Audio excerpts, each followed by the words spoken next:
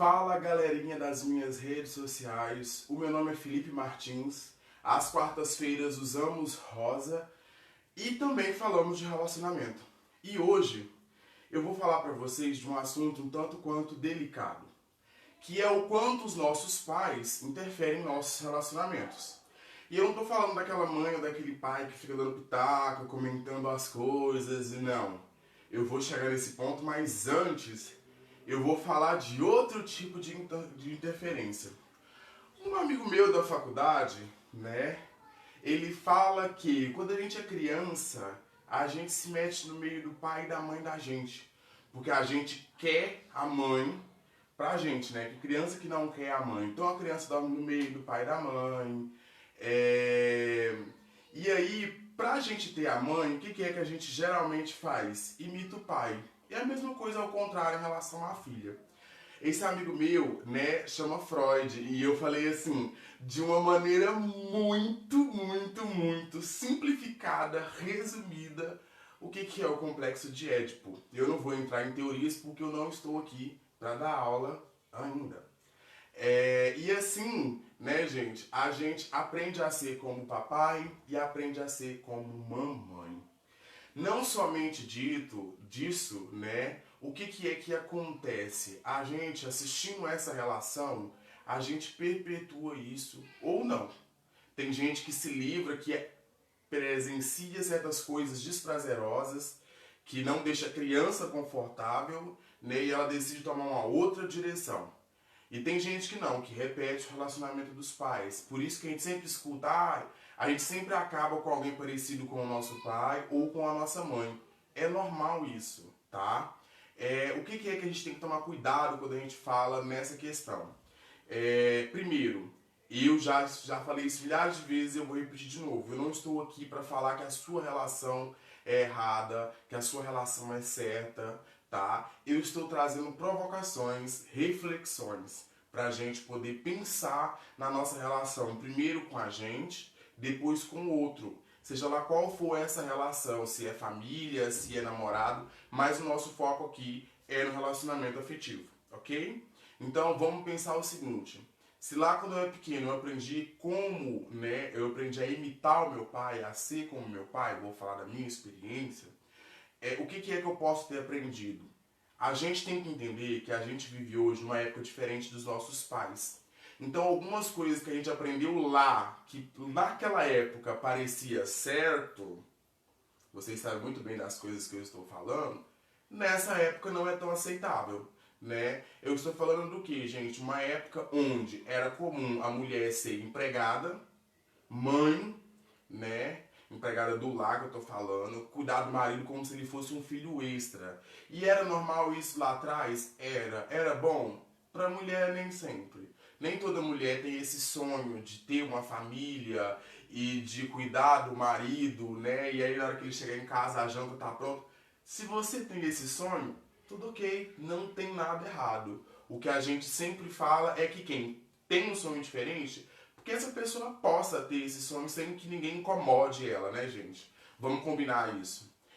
Então, se eu aprendi com o meu pai que a minha esposa, ou seja lá o meu companheiro, tem que esperar por mim em casa, bonitinho, limpinho, cheirosinho, né? Com a casa arrumada, com as crianças tudo pronta, né? Eu chego, dou um beijinho assim, brinco um pouquinho no colo, vou jantar, vou ver um jogo, alguma coisa. Se eu aprendi que lá atrás isso tá certo, e eu não quero desprender desse conceito aqui, você vai trazer um conflito muito grande para o seu relacionamento. Hoje em dia, a maioria das mulheres ou dos outros companheiros, os dois num casal, precisam trabalhar. A vida não é como era antigamente, né? E com isso vem desejo de compromisso, essa questão da mulher ter que fazer tudo dentro de casa, dela ter que, igual eu falei de novo, cuidar do marido, ter essa preocupação em ser bela, recatada e do lar, né? A mulher, ela é o que ela quiser e pronto. E a mesma coisa serve para os relacionamentos homoafetivos. A gente não tem essa diferenciação de papel, né? Ele é a mulher da relação, ou ela é o homem da relação. Gente, se tivesse um homem e uma mulher numa relação homoafetiva, seria uma relação heterossexual. Vocês não né? Pensa comigo desse jeito assim, você não concorda comigo? Então, assim, o que acontece? Nessa questão, a divisão de papéis, ela se torna um pouco mais fácil, porque um gênero não tenta sobressair o outro, porque é igual, né? Então, assim, mesmo assim, tem aquele homem, né, na relação homoafetiva, ou aquela mulher na relação homoafetiva, que entende essa diferença de papéis lá dentro. Então é um trabalho de desconstrução. A gente aprende as coisas e a gente pode desaprender e aprender outras novas, né? Eu não estou falando para você virar pro seu parceiro ou para sua parceira e falar assim, olha, eu vi um vídeo que isso aqui tá errado, vamos mudar isso aqui agora. Gente, não, nada que eu trago é para resultados imediatos, né? O que é que a gente pode fazer? Pensar junto, conversar, né? Agir como um casal e achar uma solução conjunta para desconstruir isso e reconstruir. Mas eu estou cômodo do jeito que eu tô. Minha parceira faz tudo e eu tô aqui tranquilo. Meu parceiro faz tudo e eu tô aqui tranquilo. Ok, você tá cômodo na sua posição. Você sabe como está o seu parceiro? Tem alguma coisa que você possa ajudar? Você acha que não é hora de repensar nessa questão dos papéis? Né? Principalmente se ambos trabalham, por que só um tem que ficar com essa obrigação?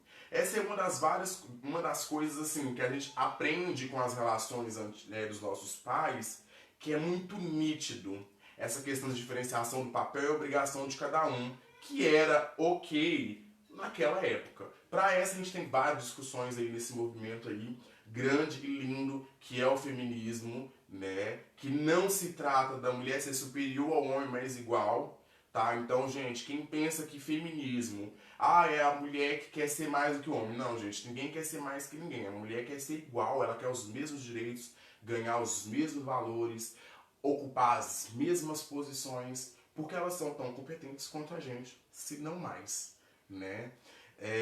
Então, essas são as coisas perceptíveis que a gente consegue olhar. Mas tem outras coisas que os nossos pais nos influenciam que é mais difícil de perceber, mas a gente perpetua, a gente continua nesse comportamento.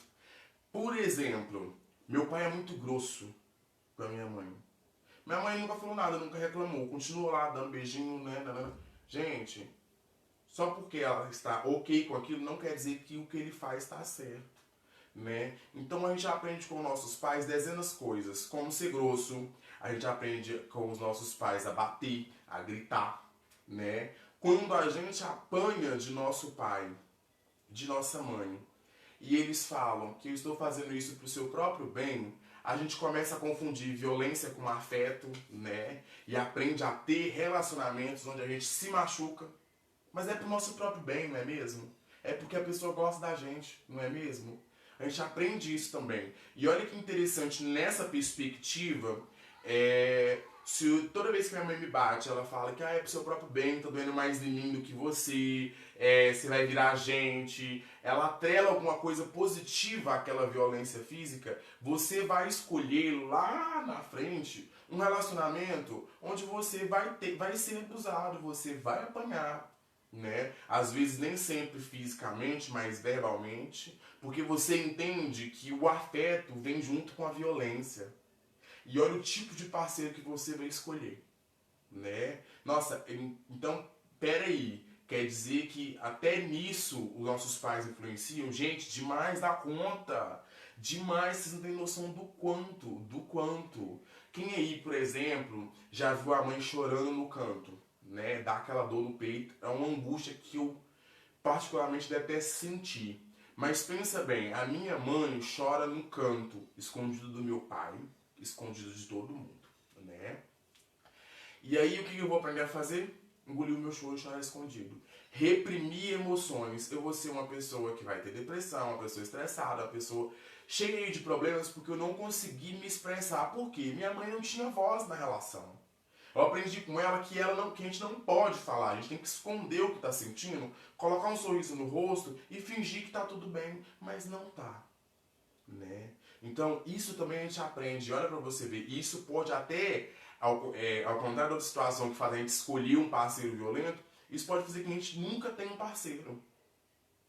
E entende também que todos esses comportamentos negativos A gente tem duas opções. Em tudo na vida, quando a gente é apresentado alguma coisa nova, a gente tem dois caminhos para seguir. Porque parar nunca é uma opção. Ou a gente vai seguir a favor daquilo ou contra daquilo. E a maioria das vezes a gente repete. Tem uma frase que eu gosto muito, que eu não sei de quem que é, mas aparece numa série chamada American Horror Story. Que a personagem, né, uma das personagens principais, uma freira, vira e fala: quando você olha pro mal, o mal olha de volta para você. Eu já ouvi isso em outros contextos, com outras palavras, mas o sentido é o mesmo. Quando eu luto muito contra algo, eu acabo me tornando aquilo, né? Você não pode lutar contra... Então, assim, pensa bem comigo. Tem todas essas questões. Porém, todavia, entretanto, no entanto, nós aprendemos também com os nossos pais outras coisas positivas, né? Tem relacionamentos paternos que, apesar de eles seguirem essas diretrizes antigas, eles se configuram como relações felizes, né? Porque às vezes a criança não percebe que tem alguma coisa errada, talvez realmente não tenha. Então eu vou aprender que, nossa, meu pai trata muito bem a minha mãe trata muito bem o meu pai, que isso é interessante. Nossa, minha mãe e meu pai conversam de tudo, parece que eles se conheceram hoje. Isso é interessante. Nossa, o meu pai, ele sempre lembra das datas dos aniversários. Minha mãe adora isso. Isso é interessante, entendeu? E à medida que a gente vai crescendo, principalmente na adolescência, essas coisas refletem muito na nossa vida. Muito, muito, muito, muito, muito, muito. Então os nossos pais estão diretamente ligados na forma como não só escolhemos quem vamos nos relacionar, mas como nos relacionamos. E é aquilo que eu falei, tem gente que também tem esses comportamentos positivos e escolhe ir contra. Você entende isso? Ah, Felipe, mas eu não tenho nem meu pai nem minha mãe. Eu fui criado pela minha avó, fui criado pelo meu tio. Eu não fui criado por ninguém. Do fundo do meu coração, eu sinto muito pela perda de todos vocês. Mas sempre tem alguém que substitui esses papéis. Então, no caso do meu pai, vai ter um tio, um primo mais velho, um irmão mais velho, entendeu? Um professor que vai nos fazer ter essas referências de como ser. E a mesma coisa para mulher, eu não tenho mãe, né? Para os dois também, né? Não tenho mãe, mas eu tenho uma tia, eu tenho uma professora. Eu mesmo, né, particularmente, cresci sem o meu pai com um padrasto, padrasto. Misericórdia nessa palavra, eu sempre embolo a língua, eu nunca sei onde está o R até quando eu vou digitar. Sorry. Então, pensa bem no seguinte, eu cresci sem o meu pai presente, com um padrasto que eu não queria seguir de exemplo. E eu precisei, né?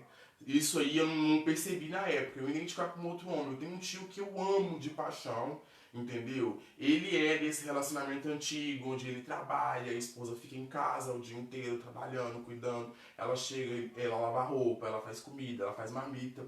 E eles estão juntos trocentos anos aí, não sei quanto tempo, mas ele sempre me pareceu um bom homem para me espelhar, né? Ah, mas eu fui criado por dois pais ou duas mães, porque a gente também tem esse tipo de filho, né? Hoje em dia, mais do que nunca. Ai, muito bom isso, né? Casais homoafetivos adotarem pessoas. Então eu cresci com dois pais, eu cresci com duas mães. Onde que eu busco essa referência? É a mesma coisa. Numa professora, num professor, num tio, num primo, num irmão, numa avó, num avô, em alguém que esteja próximo, que você pode olhar e aprender. A gente aprende tudo na vida, no ser humano, quase tudo na verdade, é aprendido depois que a gente nasce. A gente nasce com reflexo de piscar, de sugar, né? As coisas que funcionam aqui dentro, tudo também funciona certinho.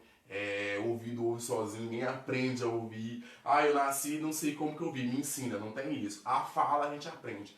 Então, tudo na vida da gente, a gente aprende. E aí você fala assim, ah, mas eu não pareço nada com minha mãe, eu não pareço nada com meu pai, eu não me relaciono com alguém que parece com a minha mãe ou com meu pai, eu não me relaciono. E eu não sou igual a minha mãe e meu pai. Essa negação, ela quer dizer alguma coisa. Lembra que eu falei que você pode escolher o caminho de seguir ou de ir contra? Talvez você esteja na contramão. E tudo bem, desde que você e seu parceiro estejam felizes. E, né, como eu falei, ficou por último a questão dos pais que realmente interferem nas relações. Não esses que a gente aprendeu, né, que são os mesmos pais, mas os pais que metem o bedelho. Olha, não deixa ela fazer isso com você não. Você não precisa desse tipo de coisa. Fica aqui, faz isso aqui, faz aquilo lá. Vem aqui pra casa, não fica aceitando essas coisas não. Não, mas quando ela falar isso, você fala aquilo. Gente, é muito importante a gente entender que todo mundo tem a sua vez. Os seus pais tiveram o relacionamento deles, você está tendo o seu. Ah, mas eu não posso aceitar conselho da minha mãe e do meu pai, eles são meus melhores amigos. Pode, gente, pode. Mas se você não tem a capacidade de pensar e decidir por você, como diabos você está sustentando um relacionamento? Você entende isso? A gente não pode ser alienado à vontade da mãe e do pai. Ou de quem criou a gente. Porque se eu não tenho esse senso crítico de pensar na minha relação por mim mesmo, como que eu vou sustentar uma discussão? Como que eu vou argumentar numa conversa com o meu parceiro? Você entende isso? Como que fica falho? Como que é como se a pessoa estivesse casando com o seu pai, a sua mãe, ou seja lá quem foi que te criou. A mesma coisa vale para os amigos, mas a gente vai entrar nisso num outro vídeo. Mas pensa bem, entendeu? Quando a gente fala, a pessoa fala assim, ah, eu não tô casando com você, eu estou casando com a sua família. Parece tão romântico, né? É uma coisa linda, maravilhosa. Porém, quando a família não apoia a relação, gente, é um inferno. E a mesma coisa é quando apoia demais, entendeu? Porque aí a família que apoia demais coloca aquela pressão pro relacionamento andar. Nossa, ele é perfeito, ela é perfeita, casa logo, pede namoro, nananana, quero ver foto. Aí tem uma série muito bacana chamada How I Met Your Mother, onde uma das personagens está tentando engravidar. E o marido dela é muito próximo do pai, e ele contou isso pro pai, e o pai manda um berço pra ela, e ela surta, porque ele tá se metendo na vida dos dois. Você entende como que é? Tudo bem a sua mãe ouvir as suas questões da relação, ou seu pai ouvir. Tudo bem eles darem a opinião deles. Mas não está tudo bem se você pega isso, só pega e leva. Se você, ao pegar a opinião deles, se você não consegue refletir, raciocinar e chegar numa ideia que é sua, pode ser a mesma que a deles, mas se você refletiu e decidiu isso, ok. Né? O que a gente não pode fazer é pegar aqui e levar lá, porque senão a pessoa não está discutindo com o companheiro dela, ela está discutindo com os pais do companheiro dela. Entendeu? Pensa bem no cenário aí, ó. Vamos pensar junto. Você está discutindo aqui com a pessoa no quarto, tranquilo. Aí ele fala alguma coisa que você fala assim, o que será que minha mãe falaria? Aí você fala, espera só um minutinho. Alô, mãe, fulano falou isso, isso e isso, o que eu falo pra ele? Aí sua mãe vai falar, aí você desliga o telefone. Então, fulano, eu vou te falar isso. Você entendeu como que funciona? É como se fosse um telefone sem fio. E aí a pessoa acaba não se relacionando com você. Ela se relaciona com o outro. E, gente, uma coisa que eu falei e eu vou falar sempre. Por que que eu peço para vocês verem os vídeos com os parceiros ou ver e pedir para a pessoa ver? Não adianta você virar para a pessoa, pegar esse vídeo e falar assim, meu bem, eu acho que a sua mãe interfere demais na nossa vida, né? E você devia mudar isso. Gente, a pessoa tem que querer mudar por ela mesma. Quando a mudança ela é cobrada, quando a pessoa muda porque o outro cobrou, ele vai te cobrar de volta em alguma coisa. E a gente tem que tomar cuidado com isso, porque nem sempre a gente quer pagar o preço dessa cobrança. Porque a gente é egoísta, a gente é egocêntrico e a gente só pensa na gente. Ah, ele vai se afastar dos pais, né? E a nossa relação vai ser melhor assim. Mas se eu tiver alguma coisa que ele quer que eu mude e ele pedir, eu não vou querer mudar, porque eu tô ótimo assim. Você entende a situação? Então por que é interessante ver os dois juntos, ou no caso, se você é solteiro, você fazer essa reflexão para aprender e aplicar isso futuramente. Porque a pessoa tem que refletir. Você não pode pensar caramiolas aqui na sua cabeça, né? E aí chegar para ela e falar assim: olha, eu pensei um pouco, eu acho que tem que mudar isso. Não, ela tem que pensar, né? Tanto que a relação ela é feita por duas pessoas. Então são duas vozes e as duas precisam ser ouvidas. Não adianta só eu exigir, não adianta só o outro exigir, porque não é uma competição. Você entende disso? É uma. Como é que é o nome do negócio, gente? É um conjunto de coisas. Então, eu, né, vou pegar toda essa bagagem que eu aprendi ou desaprendi com os meus pais e essa pessoa vai pegar toda a bagagem que aprendeu ou desaprendeu com os pais, refletir, entender como que eu me posiciono dentro dessa relação, como que eu posso fazer para ser melhor dentro dessa relação, ou eu, né, sozinho vou pensar comigo, nossa, eu faço isso que minha mãe fazia, eu faço aquilo que minha mãe fazia.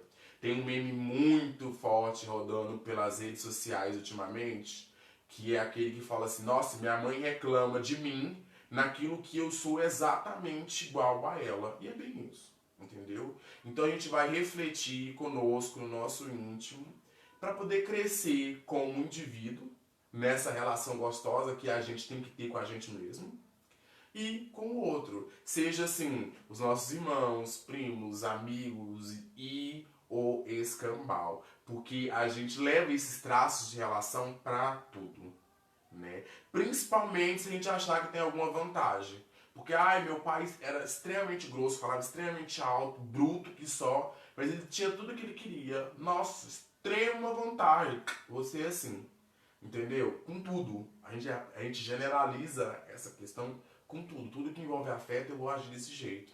Então é extremamente complicado. Por isso que é importante a gente entender a nossa história. Tem, né, uma ferramenta, vamos colocar assim, dos trabalhos holísticos chamado constelação familiar, que ajuda a entender um pouco sobre essas coisas e tudo mais. Extremamente interessante, né? E tem outra coisa que eu sempre vou falar e vou bater na tecla que todo mundo precisa fazer. Ai, mas eu não tenho nada para reclamar, eu não tô triste, eu também. Gente, terapia é autoconhecimento. Se você fizer terapia sem precisar, você não vai ter que daqui a 10, 5 anos fazer a terapia porque precisa. Você entende isso? Que se autoconhecendo, você vai desenvolver ferramentas, enfrentamentos para qualquer coisa que vai aparecer. Não tô falando que você vai virar um super-herói, nada vai te abalar, mas você vai estar mais preparado. Então, gente, se eu não consigo ainda entender esses processos dentro de mim, se eu não consigo trazer isso pro meu parceiro porque eu tenho medo de perder ele, entendeu? O que é que eu preciso? Terapia. Então, né, eu sou meio suspeito para falar, mas a gente entende que esse jogo da terapia é um negócio muito gostoso. Não é fácil, mas é um processo que na hora que sara o machucado, né, que tira a casca, você vê aquela pele novinha ali, pronta para bronzear, não tem coisa melhor.